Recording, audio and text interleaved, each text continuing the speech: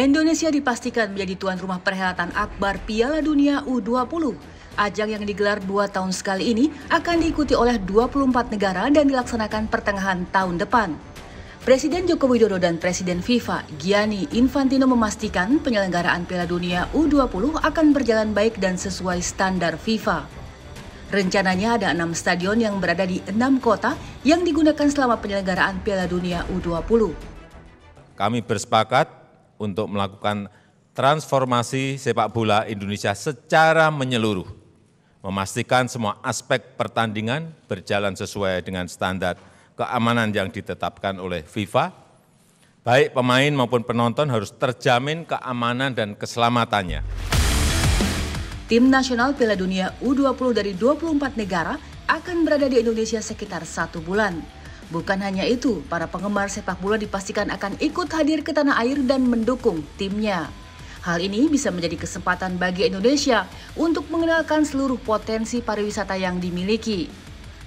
Tahun 2019 saat Polandia menjadi tuan rumah Piala Dunia U20, penerima negara dari perhelatan ini naik hampir 1 miliar dolar Amerika atau sekitar 15 triliun rupiah. Di antaranya dari hak siar pertandingan, penjualan tiket, akomodasi hingga sektor pariwisata.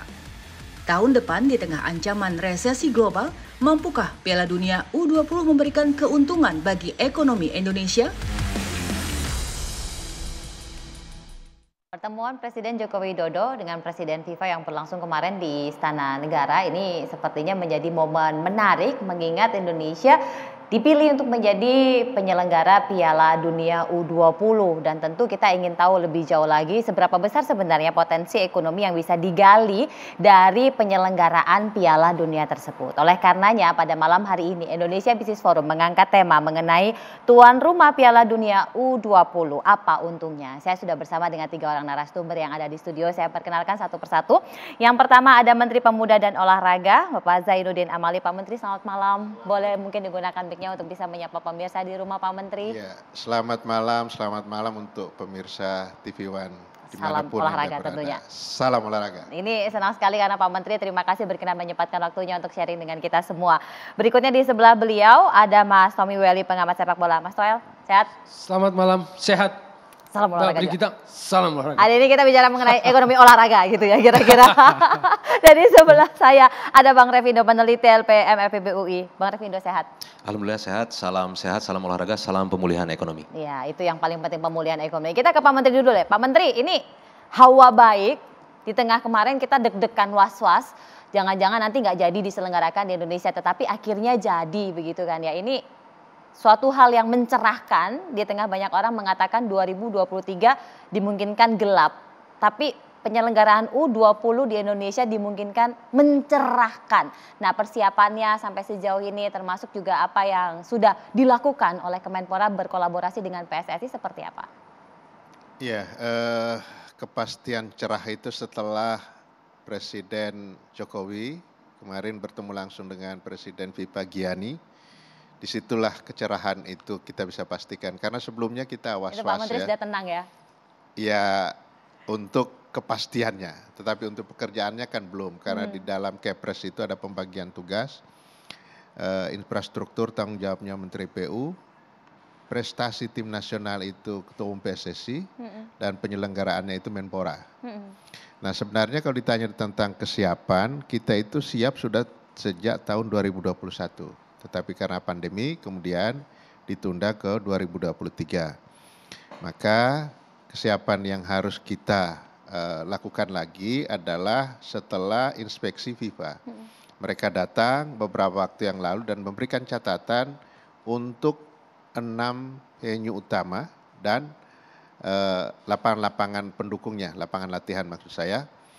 Kalau 2021 sudah ready semuanya, tetapi begitu diumumkan ditunda, kita izinkan untuk digunakan. Bahkan ada stadion yang digunakan bukan hanya untuk sepak bola, olahraga lain. Misalnya Manahan. Stadion Manahan kan kita pakai untuk opening dan closing serta kegiatan ASEAN Para Games. Juli Agustus yang lalu. Betul. Maka itu harus direnovasi rumputnya. Kemudian yang lain-lain. Yang sudah selesai ini GBK karena rumputnya saya dengar beberapa waktu terakhir ini sudah selesai karena itu saja. Kalau yang lain kan memang dia standar FIFA. Nah, rata-rata baik GBK, kemudian GBT, Manahan, Wayan Dipta, terus yang lain-lain itu sebenarnya kalau dari standar FIFA sudah. Tetapi harus ada renovasi-renovasi minor. Saya bersyukur tidak major lagi ya. Saya rumputnya harus diperbaiki, kemudian seperti tangga di GBT harus ditambah, untuk lampu penerangan bahkan Manahan itu melebihi dari standar. Jadi kita senang penilaian FIFA seperti itu dan ada kepastiannya. Nah mudah-mudahan kita khususnya masyarakat ini, kita harus manfaatkan ini untuk menunjukkan pada dunia bahwa kita masyarakat yang ramah, yang siap menerima tamu dan lain sebagainya. Makanya saya sudah pesankan kepada beberapa gubernur, beberapa wali kota dan bupati yang ketempatan lapangan itu, hospitality harus benar-benar kita tunjukkan bahwa kita mampu menyelenggarakan event dunia. Karena kita sudah berpengalaman di Asian Games dan Asian Para Games. Harusnya ini lebih, kan cabornya ini cuma satu. Tetapi mungkin yang datang akan lebih banyak dibanding dengan yang multi event yang pernah kita lakukan. Jadi insya Allah kesiapan kita siap gitu. Apalagi urusan yang di dalam stadion nanti akan diurusi langsung oleh FIFA. Nah, soal pengamanan, soal pertandingan, pengaturan wasit dan sebagainya mereka semuanya. Jadi kita agak tenang. Jadi menyiapkan ekosistemnya saja di bagian luar, yang dalamnya udah full FIFA begitu ya Pak Menteri? Full ya? FIFA. Oh, ini ada hal yang menarik dan baik Mas Toel ya tentunya ya. Terutama bagi Indonesia yang kemarin sempat dalam tanda petik menjadi perhatian dunia. Nah kalau dari Mas Toel sendiri melihat apa yang kemarin pertemuan sudah dilakukan oleh Presiden FIFA dan Presiden Indonesia terhadap bisnis industri sepak bola Indonesia. Iya, kalau bisnis kan butuh kepastian ya. Kalau kita bicara bisnis dan ternyata dipastikan Piala Dunia U20 akan ada tetap di Indonesia tahun depan. Mungkin yang pertama insight dulu sebetulnya ya soal Piala Dunia. Jadi kalau kita bicara Piala Dunia mulainya kan 1930. Sebelum itu adanya Olimpiade. Tapi begitu tahun 30 adanya Piala Dunia. Tapi yang senior. Sampai tahun 70-an bahwa FIFA berpikir bahwa ini nggak cukup senior. Continuity-nya harus kuat. Maka kemudian dibentuklah atau dilahirkanlah Piala Dunia U20. Yang pertama tahun 77 di Tunisia. Yang kedua ini 2 tahunan. Karena itu tadi spiritnya development, ngebangun. Jadi kalau Piala Dunia yang utama itu bapaknya, ini anak kandungnya. Anaknya gitu loh. Jadi kalau karismanya, karatnya di bawah bapaknya ya normal, di bawah yang utama. 79 itu adalah Piala Dunia di Tokyo. Maradona lahir di situ. Maksudnya mulai mengapung ke permukaan dunia itu Maradona 79. Nah, karena itu development, FIFA teruskan menggali lagi developmentnya. Tahun 85 ada lagi anaknya satu, Piala Dunia U17. Jadi selain Piala Dunia yang senior, FIFA punya 2 Piala Dunia lain. U20 dan U17. Tetapi dalam konteks jualan, sebetulnya FIFA jualannya cuma 1, Piala Dunia senior. Hak siarnya dijualnya 1. Ini bagian, ini paket. Maka kalau broadcast yang punya hak siar itu wajib menayangkan U20, U17, Women Piala Dunianya kan wajib kan. Tapi sebenarnya jualannya 1 paket ini. Jadi bisnisnya di situ tuh. Nah, kenapa berlomba-lomba? Bedanya di Piala Dunia senior, tuan rumah itu lebih kepada negara-negara yang secara tradisional sudah punya reputasi. Amerika Latin, Eropa. Tapi di U20, U17 FIFA lebih membuka peluang kepada negara-negara di belahan dunia lainnya. Contoh kalau kita bicara Asia maka Indonesia adalah negara ke-7.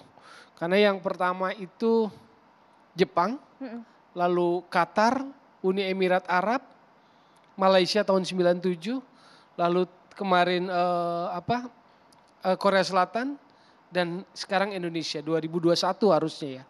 Dan beda sama senior gini. Misalnya contoh tahun ini Qatar Piala Dunia itu ditetapkannya 2010 loh. Jadi zaman presidennya Sepp Blatter bukan yang sekarang Gianni Infantino. mereka punya persiapan 12 tahun Qatar itu. Tapi kalau Piala Dunia U20 itu kan kita ditetapkan menang bidding 2019. Oke. 24 Oktober 2019. Ini Oktober ya, mirip ya. Piala Dunianya 2021. Cuma karena pandemi kan di cancel. Baru ditetapkan lagi Desember 2020 kalau nggak salah. Diundur ke 2023 dan Indonesia tetap tuan rumahnya. Jadi poinnya di sana. Terus dari mana bisnisnya? Kalau kita bicara hak siar, maka bisnisnya itu milik FIFA. Iya, kita nggak dapat. Tiket juga milik FIFA. Sejauh yang saya tahu di senior begitu dan sponsorship. Maka ini akan sangat ketat secara komersial. Seperti itu. Kenapa? Karena saat ini kalau bicara Piala Dunia, menurut saya sih ini event yang paling ultimate. Mega sport event. Dan kalau kita bicara mengacu Piala Dunia terakhir 2018, itu meraup keuntungan 5,8 miliar dolar. Gede. Gede banget. Gede. Rusia itu dianggap paling sukses secara penyelenggaraan. Dan dari 5,8 itu 2,8 miliar dolar itu adalah perolehan dari hak siar broadcast. Dan itu rekor katanya. Rekor hak siar broadcast 2,8 miliar dolar. Biar ekonom aja yang ngitungnya ya. Berapa itu rupiahnya. Berapa nilainya. Nah sekarang Qatar yang akan berlangsung November besok. Itu katanya akan menghabiskan biaya 220 miliar dolar. Kan ngeri ini. Saya nggak bisa bayangin. Karena yang Rusia aja cuma 14,6 miliar. Itu Rusia. Ini 4 tahun kemudian Qatar itu bisa 220 miliar dolar. Jadi saya nggak ngerti ini. Dan ini kan Piala Dunia pertama di negeri Arab. Lalu mungkin kalau buat Asia, makanya di senior kan Asia baru 2 kali nih. 2002 Korea Selatan, Jepang dan Qatar nih. Sementara beda di junior kan kita negara ke-7 Asia yang bisa jadi tuan rumah Piala Dunia. Itu perbedaannya supaya nunjukin karatnya itu loh. Dengan karatnya berbeda berarti bisnis juga agak beda lah gitu loh. Mungkin itu dulu sebagai insight sebelum diperdalam. Ya, bisnis memang beda. Tapi kalau dari nilainya lumayan juga sebenarnya potensinya. Tapi seberapa besar potensinya nanti usai jeda kita akan lanjutkan, tetap bersama kami.